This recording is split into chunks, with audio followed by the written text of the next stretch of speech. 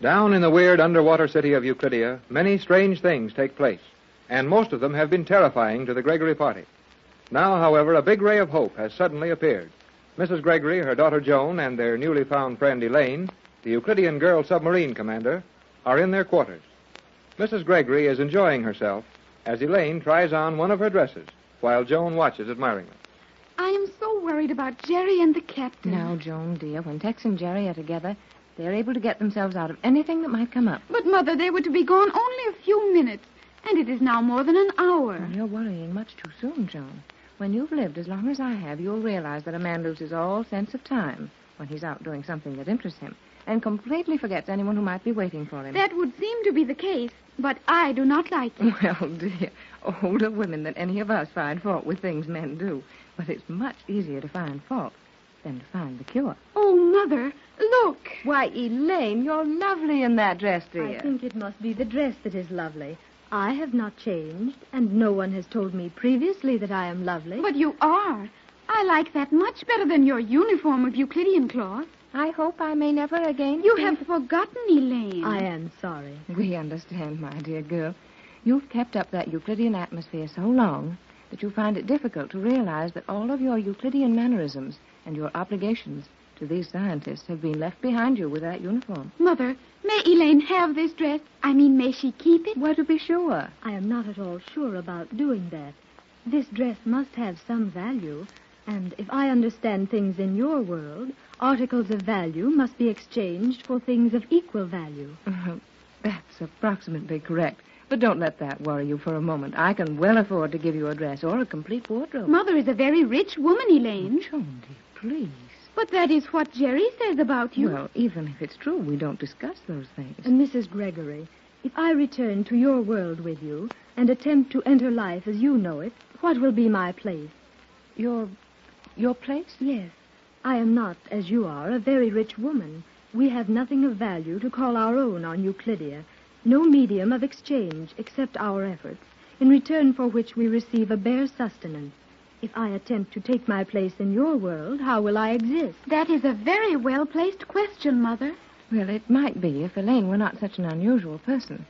As it is, I think we'll find that her new life will present more opportunities for accumulating money than she will have time to grasp. How could that be, Mrs. Gregory? Oh, it's very obvious.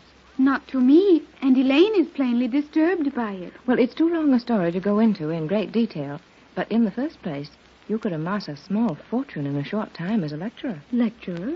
Surely you do not mean as an educator? In a sense, yes. You see, your knowledge of things Euclidean and your personal story of your life here would provide material for any number of public appearances. However, I propose to protect you from that sort of exploitation until you know our world well enough to make your own choice in such matters. You will live in my home as my guest and Joan's companion until you feel thoroughly acquainted with our manner of living. Oh, Mother, that will be wonderful. To have Elaine with us in your home. Oh, indeed it will, Joan. I realize that I should be very grateful for such an offer, and I hope I may show that gratitude. But will you permit me to question the offer? Question it? You need not question it, Elaine. My mother is very sincere in her gesture. Oh, indeed I am. I am sorry to express myself so poorly. I would like to ask a question regarding your offer. Perhaps that is a more satisfactory way to state it. Well, of course. What's worrying you? Will it not be crowding you, making your quarters stretch beyond the number of people your apartments were designed to accommodate? Oh, and that's what's bothering you. Why, my dear girl, I could take a dozen young people into my home and still have room to spare. Mother has a truly enormous home, Elaine. That must be so. And Jerry is quite possibly correct when he says that you are a very rich woman. Well, perhaps he is. But let's forget that for the moment and get back to the matter of your appearance. You think that I will present a proper appearance? And more. Indeed you will. I wish Jerry were here. He has a number of expressions which are very poor English and sound silly, yet are quite valuable. Jerry could tell you in a few slang phrases just how acceptable your appearance is. Boy, oh boy, have we got big news. Jerry! You bet it's Jerry, the one and only in person. Well, Jerry, you're all excited. You bet I am. And he's got a mighty good reason to be excited. What is it, Captain Bradford? Yes, Tex. Is it something good? Something so good that we'll have to be very careful how we tell you about it. Well, may we hear now? Golly whiskers.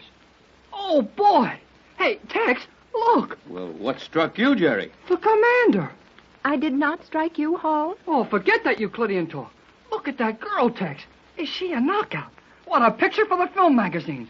Would she knock 'em dead in Hollywood? Boy, is she something to write home about. Giggling goldfish. That was what I referred to, Elaine. You have no idea what Jerry meant by all that, yet his intentions are perfectly clear. Jerry didn't tell more than half of it. Now, Elaine, how do you feel? I feel something that I have never felt before. It is all so strange to me. You are all such strange people. You are concerned with my comfort, planning my future, and commending me on my appearance. I feel that if you will excuse me for a few moments, I will try to compose myself. Well, what's the matter with her? Gosh, did I say something wrong? No, Jerry, you said everything just right. But Elaine isn't accustomed to compliments and kindness. For the first time in her life, she was overcome with emotion. And she prefers to be alone for a few moments. Yeah, I know. All girls are the same way. When they get too happy to do anything else, they start to cry about it. Looked like a case of tears, all right. I can understand that. My feelings were the same when you first found me on the island. I had known nothing of affection, love, or kindness. We all understand, and a good cry will help her a lot. Now suppose we let poor Elaine alone for a little while, so she may exercise her first opportunity to act like a woman and give us the big news. Gee, Tex, I got so excited when I saw that girl in Mrs. Gregory's dress that I forgot all about our Well, news. I didn't.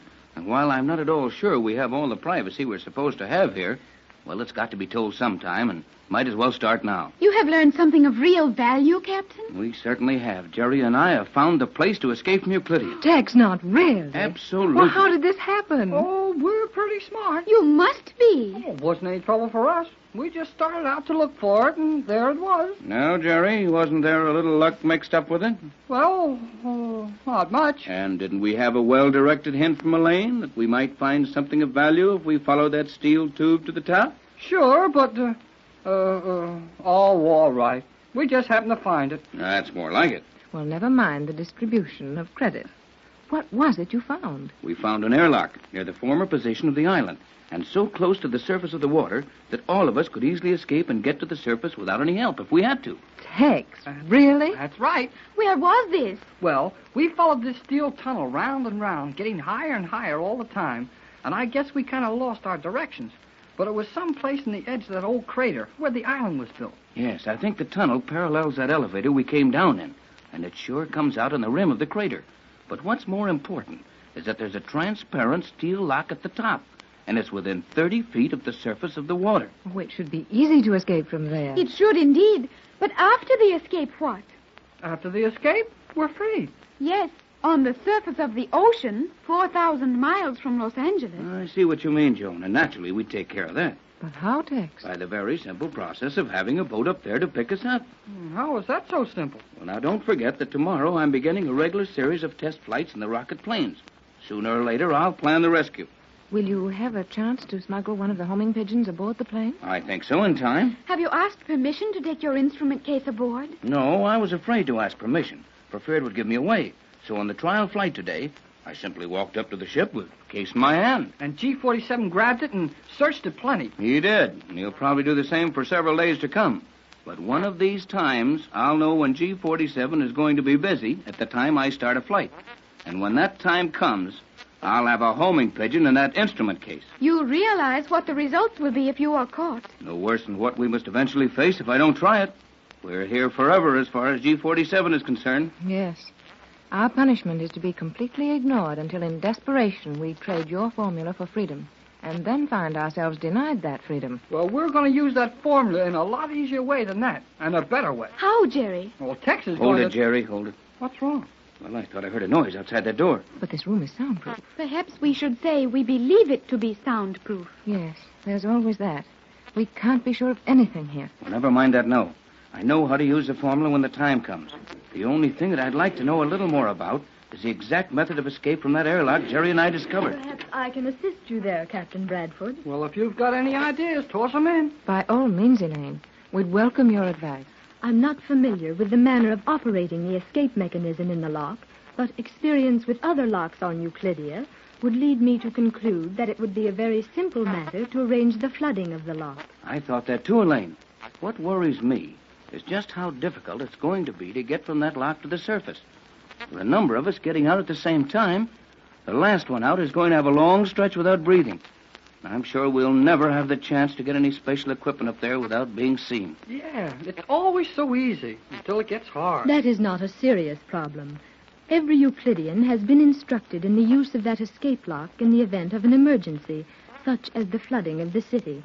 We have never searched for them, but somewhere in the wall panels of that steel room, and probably easily located, are a number of small air helmets, sufficient to sustain life underwater for several hundred seconds. Hooray! That's the answer, Tex. It certainly is. And our future is brighter than it has been for some time. It's positively rosy, Joan. Yeah, but how long will it be before you can get a message out for help? That all depends on how long it takes me to get a rocket plane over Los Angeles with a homing pigeon aboard. Any other means of communication is impossible. You plan to smuggle a pigeon aboard in your instrument case? Yes. Excellent. But would it not be wise to carry 2 pigeons in the event one of them is discovered? Oh, sure, but if one is hard to hide, why try to make it 2? You will carry your individual emergency tank of oxygen on each flight, will you not, Captain? Yes, each man on the rocket plane will have one. I insisted on that after our last flight nearly ended in disaster. Precisely. And if you are willing to risk the danger of being without that oxygen, I can show you how to remove the end of the tank. And in that tank, on your important flight, you will